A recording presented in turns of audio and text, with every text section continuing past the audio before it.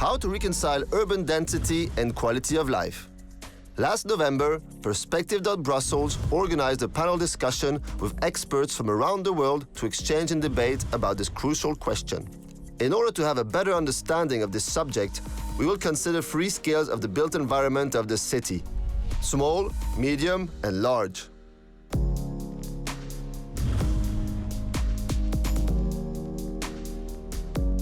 Alors je vais aborder un nouveau quartier, het Groen Kwartier, qui est à mon sens un exemple en termes de nouveau quartier.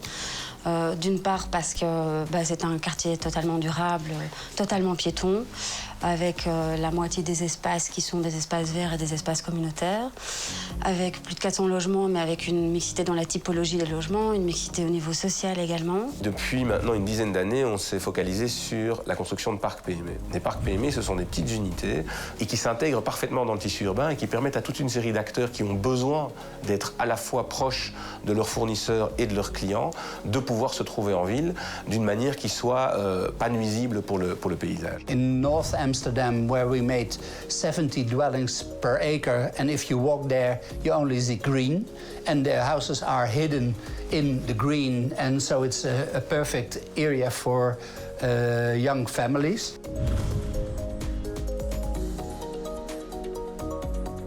Je reste persuadé que la politique qui a été menée a du sens et donc que le grand défi, c'est de continuer à investir dans les quartiers plus populaires pour offrir des espaces publics et des équipements publics de qualité à la population. Dans certains quartiers, plus en première couronne, il y a une densification qui est assez forte, donc on va peut-être devoir privilégier là d'avoir plus d'équipements, plus d'espaces publics, plus d'espaces ouverts, plus de verdure. Il y a d'autres zones où on va pouvoir plutôt avoir des quartiers émergents, et donc là, il va falloir réfléchir à la mixité sociale, fonctionnelle. Donc voilà, il n'y a pas une réponse unique. Et il s'agit bien entendu également de conserver une certaine durabilité dans les projets afin de s'assurer que la ville puisse de manière suffisamment souple s'adapter aux besoins. Ik denk dat de uitdaging van Brussel is de mobiliteit. Gezondere lucht, minder verkeer, meer veiligheid. Dat is van belang voor de leefkwaliteit in de stad. Maar dat is eigenlijk ook van belang voor het verdichtingsvraagstuk waar we hier over spreken. Want als er een zeer goed mobiliteitsstructuur zou zijn, als er een zeer goed openbaar vervoernet zou zijn, als de bewoners van Brussel zich gemakkelijk in Brussel zouden kunnen verplaatsen, ja, dan kan je ook de densiteit gemakkelijker spreiden. Mais avant toute chose, il faut se dire que quand on se déplace, c'est vraiment parce qu'on en a besoin et que si on est dans un environnement où on a tout à proximité, on résout en réalité la plupart des problèmes. The key idea when you work on the scale of the district or the scale of the neighborhood is really thinking about today, what can you do by walking and by bike?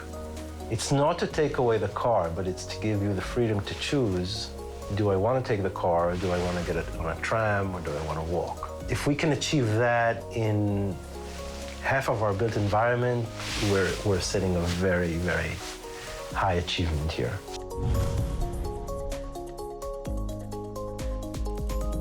La nécessité de tenir compte d'une mixité sociale. Mixité sociale également. La pédagogie. Community. Le plan d'aménagement directeur. Collectif. Walkability. Une vision globale et exhaustive pour offrir, dans toutes les dimensions pertinentes, une vision de qualité pour les habitants. Want to know more about the large and small scale? Please click on the following link and follow us on these social media platforms.